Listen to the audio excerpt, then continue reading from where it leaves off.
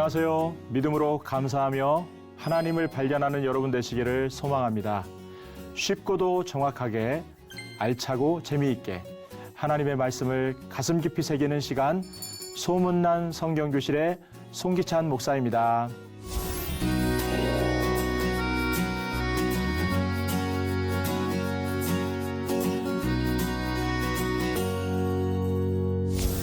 지난 시간에 나눈 내용 기억하시나요?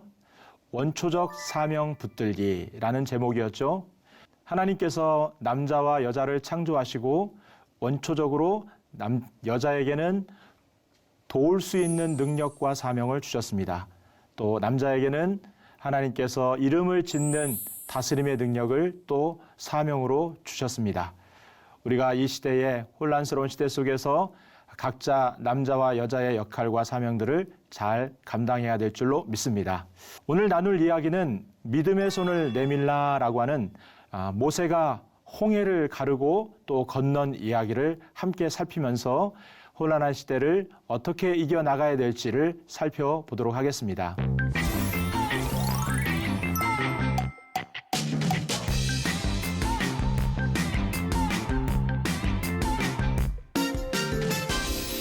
오늘 말씀은 홍해에 대한 이야기입니다. 혼란한 시대를 이기는 방법으로 믿음의 손을 내밀라라는 제목입니다. 우리가 주일학교나 교회를 다니면서 가장 많이 들었던 여러 가지 성경의 이야기들이 있을 것입니다. 다니엘과 세 친구의 이야기, 또 다윗과 골리앗의 이야기. 그러나 아마도 제일로 역동적이고 또 기억에 남을 만한 이야기는 모세가 이스라엘 백성들과 함께 홍해를 건넌 이야기가 아닐 수 없습니다. 앞에는 홍해가 가로막혀 있고 뒤에서는 애굽의 군대가 쫓아오며 이제는 앞으로 갈 수도 없고 뒤로 물러날 수도 없는 막다른 골목과 같은 상황을 이스라엘 백성들이 맞이하게 되었던 것을 봅니다. 우리도 혼란한 시대 속에서 어떨 때에는 어떻게 앞으로 나아가야 될지 앞이 막히고 또 뒤도 막히고 또 이제는 방향을 잡지 못하는 상황에 우리의 삶이 처할 때도 있는 것을 보게 됩니다. 오늘 말씀의 내용을 보게 되면 사실 15년 전까지만 하더라도 대부분의 역사학자라든지 고고학자라든지 신학자들은 이스라엘 백성들이 건넜던 홍해에 대해서 지금 이 시나이 반도를 중심으로 해서 왼쪽에 있는 이 수에즈만에 있는 이 홍해를 이스라엘 백성들이 건넜을 것이다 라고 이렇게 추정을 합니다.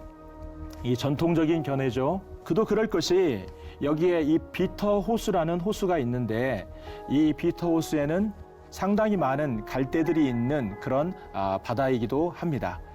이 홍해라는 말 자체가 성경에 얌숲이라고 이야기를 합니다. 얌숲이라는 뜻 자체가 갈대 바다라는 의미를 가지고 있다라는 것입니다. 그래서 대부분 사람들은 여기에 갈대 바다가 있으니 이스라엘 백성들이 이곳을 거쳐서 이렇게 출애굽을 했을 것이다 라고 이렇게 추정을 하는 것입니다. 그런데 1978년도에 론 와이어트라고 하는 미국의 고고학자가 새로운 이스라엘 백성들의 출애굽 경로를 조사하게 되었다라는 겁니다. 이스라엘 백성들이 실제로 건넜던 홍해가 시나이 반도의 왼쪽에 있는 홍해가 아니라 지금의 사우디아라비아 쪽에 있는 오른쪽에 있는 홍해일 것이다 라고 하는 것이 굉장히 많은 증거들과 또 고고학적 유물들이 많이 발견이 되고 있는 상황에 있습니다. 실제로 여기에 누에이바라고 하는 이스라엘 백성들이 이제는 뒤에서는 애굽의 군대가 앞에서는 홍해가 가로막히는 상황 속에서 이곳에 누에이반 반도에서 이스라엘 백성들이 함께 200만 명 가까운 사람들이 이곳에 모여있는 상황에 대한 내용은 사실 이곳에 실제로 솔로몬 시대에 홍해를 건넌 것을 기념하여 여기에 기념탑이 세워져 있고 또 실제로 안쪽에 홍해를 건넜던 홍해바다 바로 밑에 보면은 여기에 그때 당시에 많은 이 전차 바퀴로 추정되는 수천 점이 바다 밑에서 유물로 확인되고 있는 상황인 것을 보게 됩니다. 이런 모양의 전차 바퀴도 나타나게 되고 또 이렇게 산호의 휩싸여서 이렇게 오랜 세월 동안 묻혀 있는 그런 애굽의 그런 전차 바퀴로 추정되는 것도 많이 발견되는 것들을 보게 됩니다. 특별히 이스라엘 백성들이 200만 명 가까운 사람들이 여기 머물렀던 이 누에이바 삼각주는 가로가 약 9km 정도, 그리고 이 세로가 약 6km 정도 되는 어마어마한 그런 크기의 그런 삼각주입니다. 여기에 많은 사람들이 함께 모여 홍해 도하를 준비하고 있었던 것들을 이제 보게 됩니다. 그리고 실제로 여기에 홍해 바다에 한 600m 가량 되는 이 지점은 다른 북쪽의 지형과 바다 지형과 또 남쪽의 바다의 깊이가 굉장히 차이가 나는 것을 봅니다. 남쪽의 바다는 약 깊게는 1,400m 가까운 깊이를 홍해가 깊은 바다를 유지하고 있고, 북쪽은 600에서 700m 가까운 바다의 깊이를 유지하고 있습니다. 그런데 유독 이 이스라엘 백성들이 건넜을 것으로 추정되는 이 거리, 600m의 거리, 이 거리만큼은 바다의 깊이가 약 100m 정도의 낮은 수심을 가지고 있는 것들을 이제 보게 되면서 많은 사람들이 이 출애굽의 자리를 이제는 새로운 견해로 이제는 이렇게 누에이바 통해서 바알보온 쪽으로 이렇게 건너게 됐을 것이다 라고 이렇게 추정을 하고 있는 것을 이제 보게 됩니다. 홍해 이야기를 통해서 우리는 하나님은 반드시 우리에게 길을 열어주시고 또 끝까지 우리를 지켜주신다라고 하는 내용들을 홍해 도하 작전을 통해서 우리에게 가르쳐주고 있습니다. 첫 번째로 우리가 살핀 것은 당장 눈에 보이는 결과가 보이지 않더라도 계속해서 믿음의 손을 내밀어야 된다라고 하는 것입니다.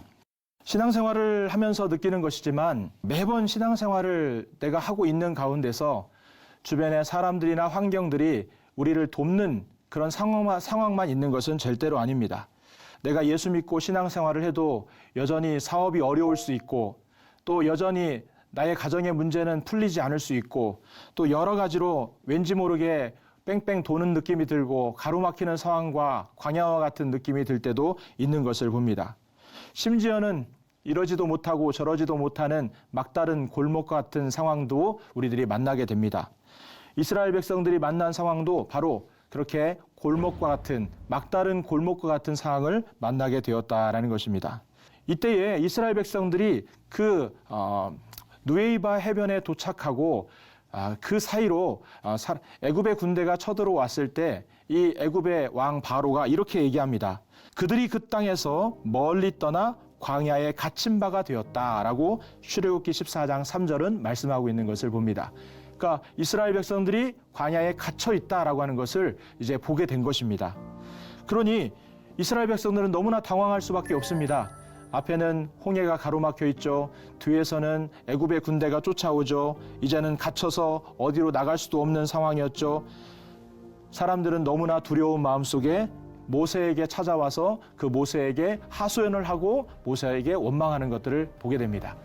출애굽기 14장 10절과 11절 말씀에 보면 바로가 가까이 올 때에 이스라엘 자손이 눈을 들어 본즉 애굽 사람들이 자기들 뒤에 이른지라 이스라엘 자손이 심히 두려워하여 여호와께 부르짖고 그들이 또 모세에게 이르되 애굽에 매장지가 없어서 당신이 우리를 이리로 이끌어내어 이 광야에서 죽게 하느냐? 어찌하여 당신 우리를 애굽에서 이끌어내어 우리에게 이같이 하느냐? 이렇게 모세에게 원망과 하소연을 하는 것들을 보게 됩니다. 이런 가운데 모세가 이스라엘 백성들을 진정시킵니다.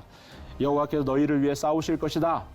여호와께서 너희를 위하여 분명히 싸우실 것이다. 너희는 가만히 있을지니라. 이렇게 모세가 이스라엘 백성들을 위로합니다. 그리고 하나님께서 모세에게 이렇게 말씀하십니다. 너는 어찌하여 내게 부르짖느냐? 이스라엘 자손에게 명령하여 앞으로 나아가게 하고 지팡이를 들고 손을 바다 위로 내밀어 그것을 갈라지게 하라. 이스라엘 자손이 바다 가운데서 마른 땅으로 행하리라. 하나님께서 모세에게 손을 지팡이를 들고 있는 그 손을 바다 위로 내밀어서 갈라지게 하라고 하나님께서 이렇게 모세에게 명령하시는 것들을 보게 됩니다. 모세는 하나님의 명령에 따라서 지팡이 들고 있는 손을 앞으로 내밀었습니다. 그리고 손을 내밀자 하나님께서 놀라운 기적의 역사를 이루어 나가시는 것들을 보게 됩니다.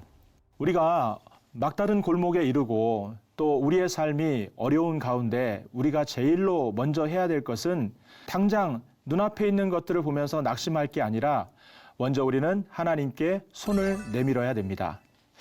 예수님께서도 많은 여러 가지 환경적인 어려움과 사람의 방해도 굉장히 많이 있으셨습니다.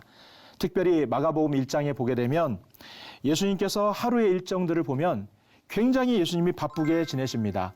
회당에서 설교하시고 그리고 사람들을 고치시고 귀신을 쫓아내시고 쉴 만한 곳으로 갔더니 사람들이 무리들이 또 찾아와서 병을 고쳐달라고 요청하는 것을 봅니다. 참 인간적으로 보면은 굉장히 녹초가 되고 힘든 그런 상황이었습니다. 그럼에도 불구하고 예수님께서 마가복음 1장 35절에 보면 새벽 아직도 밝기 전에 예수께서 일어나 한적한 곳에 가서 거기서 기도하셨다라고 말씀합니다. 가장 피곤하고 지치고 그 힘든 그 시간 동안에 체력이 다 고갈된 그 상황 속에서도 예수님은 새벽 미명에 새벽에 일찍 일어나서 하나님께 나아가서 손을 내밀었다라고 하는 것을 우리에게 보여줍니다. 예수님 또한 항상 기도의 손을 내밀면서 모든 사역을 감당해 오셨던 것을 보게 됩니다. 우리도 마찬가지겠죠.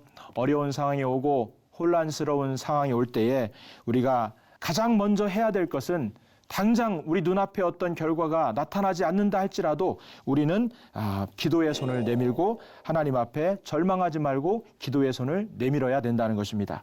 특별히 오늘 이 말씀이 사실 우리에게 핵심적인 말씀인데 모세가 바다 위로 손을 내밀매 큰 동풍, 루아 카딤이라고 하는 큰 바람이 밤새도록 바닷물을 물러가게 하셨다라고 말씀합니다. 특별히 표준 세번역에서는 이것을 강한 동풍으로 바닷물을 뒤로 밀어내시는 그런 장면으로 번역하고 있는 것을 이제 보게 됩니다. 사실 이제 우리는 쉽게 영화라든지 또 이집트 왕자에 대한 그런 내용을 우리들이 이제 많이 듣게 되고 보게 됩니다.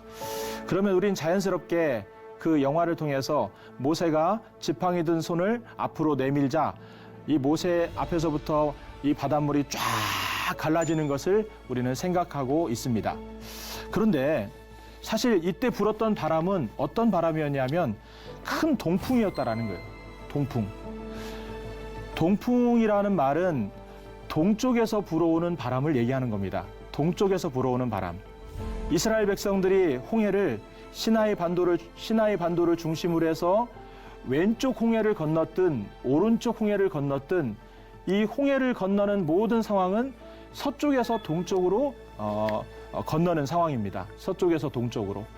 그런데 지금 바람이 동쪽에서 서쪽으로 지금 불고 있는 거예요. 동쪽에서 서쪽으로 불고 있는 겁니다.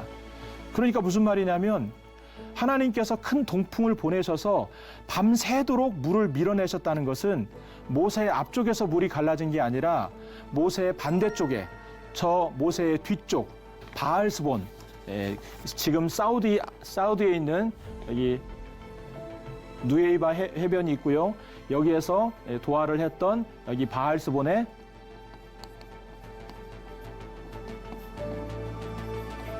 여기서부터 바닷물이 이제 갈라져서 이쪽으로 가게 됐다라는 것을 우리에게 보여주고 있습니다. 어쩌면 모세가 손을 내밀자 아무런 뒤바뀌는 상황도 없었을 것입니다. 그리고 밤새도록 바닷물을 밀어내는 일이 최소한 6시간 이상 아마 계속되면서 홍해가 점차 갈라져 오는 상황을 경험하다가 최종적으로 모세가 물을 건너 홍해가 갈라지는 것을 보고 이 홍해를 건너는 이런 장면이 우리에게 성경에서 말씀하고 있는 것을 보게 됩니다. 우리가 신앙생활을 하다 보면 우리가 하나님 앞에 기도할 때가 있습니다. 답답해서 기도하기도 하고 또 어려운 문제 때문에 우리가 기도하기도 합니다. 그러다가 뭔가 응답이 되지 않고 뭔가 보이는 현상들이 나타나지 않으면 우리는 금세 낙심하게 될 때가 참 많이 있습니다. 그러나 오늘 이 홍해가 갈라지는 이 동풍을 통해 갈라지는 사건은 당장 우리 눈에 어떤 결과가 눈앞에 보이지 않더라도 우리가 하나님 말씀대로 모세가 지팡이를 들어 손을 내밀었던 것처럼 우리가 기도의 손을 내밀고 하나님 예배의 손을 내밀고 자꾸만 하나님께 손을 내밀어야 우리의 삶을 된다라는 것을 우리에게 보여주고 있는 것을 보게 됩니다. 당장 내 앞에 어떤 결과물이 없다 할지라도 우리는 여전히 이 시대 속에서 혼란한 시대 속에서 하나님께 손을 내밀고 살아갈 수 있는 그런 저와 여러분이 되기를 주님의 이름으로 축복합니다. 포기하지 말라는 얘기입니다. 두 번째로 시련 중에서도 하나님은 길을 만들고 계신다라는 거예요. 이 동풍이라는 말이 있습니다. 루아우 카디임이라고 하는 이 동풍은 성경에서 크게 세 가지의 의미로 많이 사용되는 것들을 보게 됩니다. 첫 번째는 심판의 의미로 또 재앙의 의미로 성경에서 많이 사용됩니다.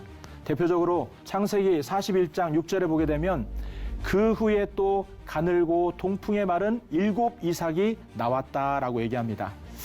요셉이 애굽의 바로 왕의 꿈을 해석하는 가운데에 이 7 이삭, 동풍에 메마른 7 이삭이 보였다라는 겁니다. 결국 7년간의 흉년이 오게 될 것이라고 하는 그 재앙을 이 동풍으로 묘사하고 있는 것을 봅니다. 호세아 13장 15절에서도 그가 비록 형제 중에서 결실하나 동풍이 오리니 곧 광야에서 일어나는 여호와의 바람이라. 하나님이 일으키시는 바람이라는 거죠. 그의 근원이 마르며 그의 샘이 마르고 쌓아둔 바 모든 보배의 그릇이 약탈되리로다. 이스라엘 백성들이 하나님을 떠나서 범죄하고 또 우상을 섬기는 그런 상황 속에서 하나님이 동풍을 보낼 것이다. 여호와의 바람을 보낼 것이다. 그 바람은 어떤 바람이냐? 너희들의 그 근원, 샘이라고 하는 복의 근원, 또 너희들이 쌓아둔 모든 보배의 그런 어떤 축복의 근원들을 내가 다 약탈하고 전부 다 메마르도록 만들 것이다 라고 하는 하나님의 심판에 대한 의미로 이 동풍이 사용되는 것을 봅니다. 두 번째로 시험과 연단의 의미로 이 동풍이 쓰입니다. 요나서 4장 8절에 보게 되면 해가 뜰 때에 하나님이 뜨거운 동풍을 예비하셨고 해는 요나의 머리에 쪼임에 요나가 혼미하여 스스로 죽기를 구하여 이르되 사는 것보다 죽는 것이 되게 나으니이다 하니라. 요나가 이제 박넝쿨을 의지해서 그늘을 쬐고 있는 상황 속에서 동풍이 불어서 그 박넝쿨의 그늘이 다 사라지게 되었습니다. 그리고 정신이 혼미해지기 시작합니다. 차라리 내가 죽기를 구한다라고 이렇게 고백하는 것을 보게 됩니다. 참으로 큰 시험과 연단이 요나에게 찾아왔는데 이런 시험과 연단의 의미로 동풍이 사용되는 것을 봅니다. 그런데 또한 한 가지는 하나님의 능력과 구원의 의미로 사용된다는 거예요. 능력과 구원의 의미. 시편 78편 26절에 보면 그가 동풍을 하늘에서 일게 하시며 그의 권능으로 남풍을 인도하셨다. 동풍을 하늘에서 일어나게 하셨다. 사실 시편 78편과 출애굽기 10장은 연결되어 있는 이야기입니다.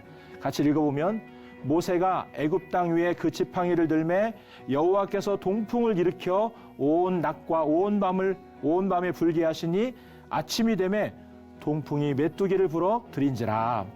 하늘에서 일게 하셨다라고 시편 78편에 말씀하는 내용은 광야에서 하나님께서 메추라기를 보내서 이스라엘 백성들을 그 하늘의 양식으로 채워주셨다는 그런 의미이고 하나님의 구원과 능력에 대한 역사들을 우리에게 보여주고 있는 부분입니다. 특별히 오늘 부분이 바로 그 하나님의 구원과 역사를 보여주는 대표적인 본문입니다. 모세가 바다 위로 손을 내밀매 여호와께서 큰 동풍이 밤새도록 바닷물을 물러가게 하시니 물이 갈라져 바다가 마른 땅이 된지라.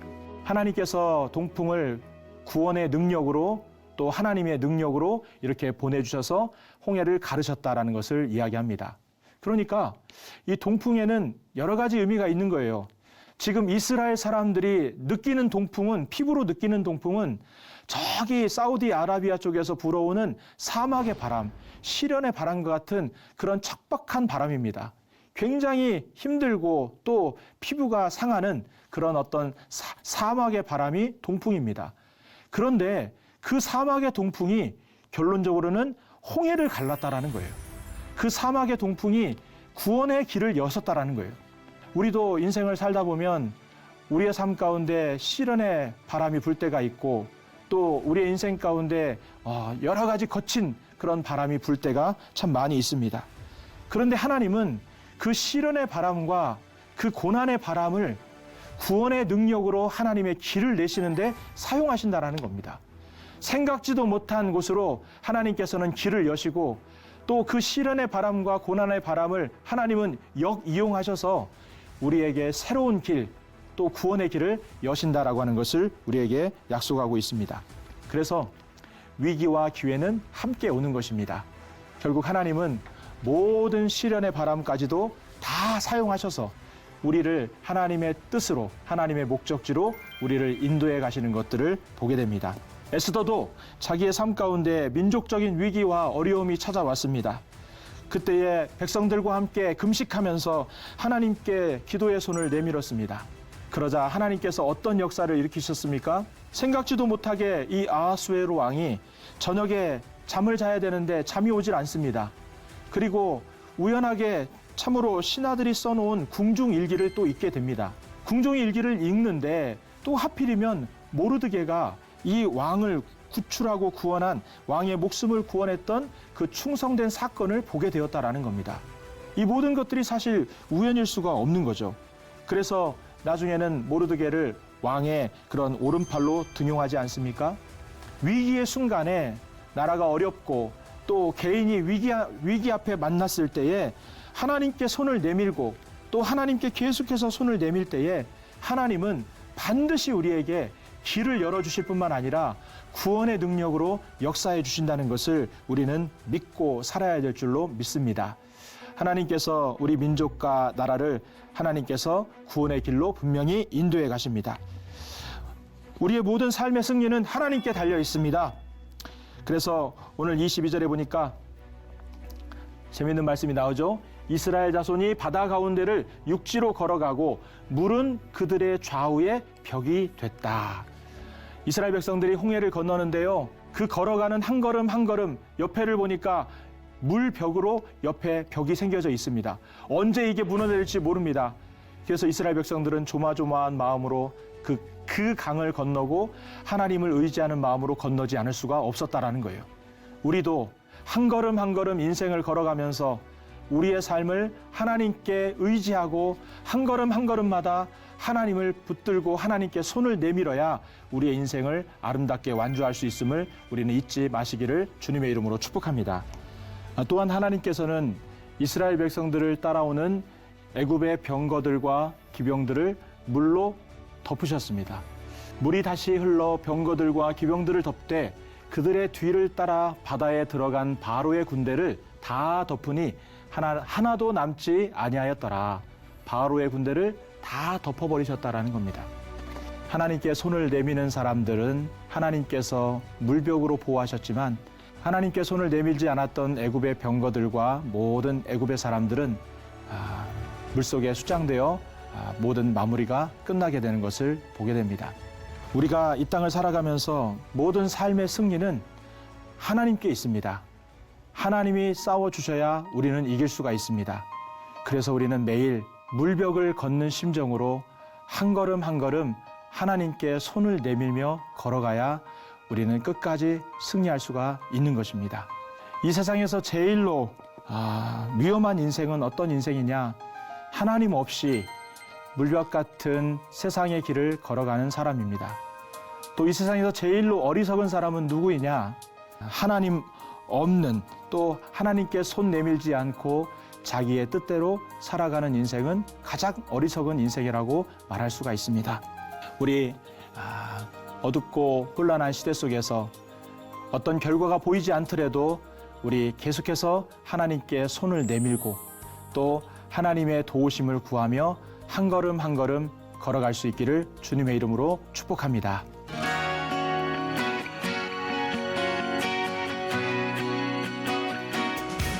여러분 유익한 시간이 되셨나요? 오늘 수업은 유튜브를 통해서 다시 보실 수 있는데요. 말씀을 묵상하면서 주님의 능력으로 이 시대를 넉넉히 이겨나가시기를 바랍니다. 다음 시간에는 기도의 삶을 유지하라라는 말씀으로 함께 여러분을 만나려고 합니다. 다니엘이 나이가 들어서까지 기도의 삶을 살았던 모습을 살피면서 혼란한 시대 속에서 우리가 어떻게 살아야 될지를 한번 살펴보겠습니다. 오늘도 말씀 안에서 새 힘을 얻으시고 복된 하루 되시고요. 다음 시간에 뵙겠습니다. 감사합니다.